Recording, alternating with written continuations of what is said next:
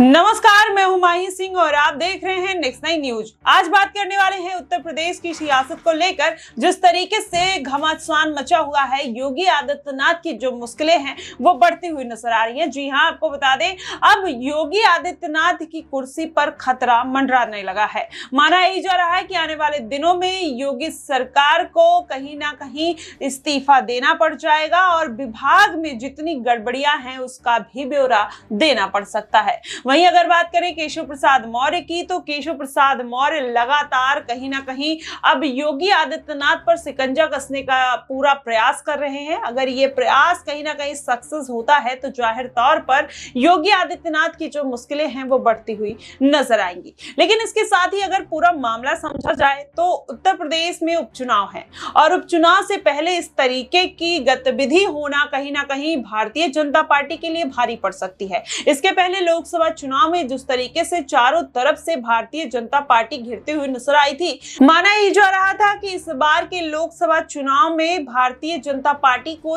370 सीटें लगभग मिल सकती हैं। लेकिन वहीं भारतीय जनता पार्टी 240 सीटों में सिमट कर रह जाती है, जिसकी वजह से योगी आदित्यनाथ की जो मुश्किलें हैं वो बढ़ जाती हैं। माना ही जा रहा है कि अब योगी आदित्यनाथ को इस्तीफा देना पड़ सकता है। लेकिन जिस तरीके से योगी ने पूरा लॉ एंड ऑर्डर यूपी में मजबूत किया, उसको मेंटेन किया और कहीं ना कहीं जितने क्राइम थे उसको खत्म भी किया, ऐसे में यूपी की जो जनता है वो योगी आदित्यनाथ से जुड़ते हुए नजर आई। अब ऐसे में अगर इस्तीफा योगी आदित्यनाथ दे देते हैं तो जाहिर तौर पर विधानसभा चुनाव में ज्यादा से ज्यादा जनाधार गिरता हुआ नजर आएगा, क्योंकि अब समय सही और गलत का नहीं है, समय है जनता को साधने का। ऐसे में योगी आदित्यनाथ ने कांवड़ यात्रा को लेकर एक फैसला लिया, जिसके बाद और भी हलचल मचती हुई नजर आई। वो कांवड़ यात्रा का फैसला कहीं ना कहीं उनके ऊपर ही भारी पड़ता हुआ नजर आया। सुप्रीम कोर्ट ने भी इसके लिए फटकार लगाई। उन्होंने बोला कि किसी भी दुकान पर नेम प्लेट और ये सब लगाने की जरूरत नहीं है, वो वेजिटेरियन है या नॉन वेजिटेरियन है,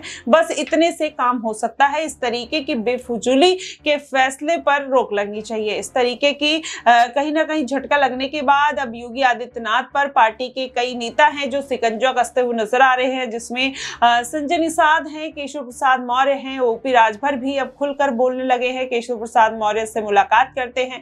वहीं संजय निषाद ये खुलकर बोल देते हैं कि दलितों के सबसे बड़े नेता जो हैं वो केशव प्रसाद मौर्य हैं। ऐसे में बातें यही निकल कर आ रही है कि अब अंदर खाने में सब कुछ ठीक नहीं चल रहा है। वहीं एनडीए के सहयोगी दल जो है वो छिटकते हुए नजर आ रहे हैं। अगर देखा जाए तो इस बार अनुप्रिया पटेल भी कहीं ना कहीं योगी आदित्यनाथ से नाराज चल रही हैं और वो उनकी नाराजगी कहीं ना कहीं अब बगावत तक पहुंच गई है। जब योगी आदित्यनाथ मीटिंग बुलाते हैं तो वो मीटिंग में नहीं पहुंचती हैं और वहीं उनके पति भी मीटिंग में नहीं शिरकत लेते हैं। तो ऐसे में माना यही जा रहा है कि अब योगी आदित्यनाथ की जो मुसीबतें हैं वो कम होने का नाम नहीं ले रही हैं। जल्द से जल्द हो सकता है कि उनको इस्तीफा देना पड़ जाए। अब वो इस्तीफा कब देंगे, कब तक नहीं, ये तो आने वाले समय में पता चल जाएगा। लेकिन अभी जिस तरीके से बीजेपी के खेमे में हलचल है, इससे यही बात निकलकर सामने आ रही है। फिलहाल आपको क्या कुछ लगता है कि अगर योगी सरकार बदलती है तो किस तरीके से फैसले लिए जाएंगे और उत्तर प्रदेश की जो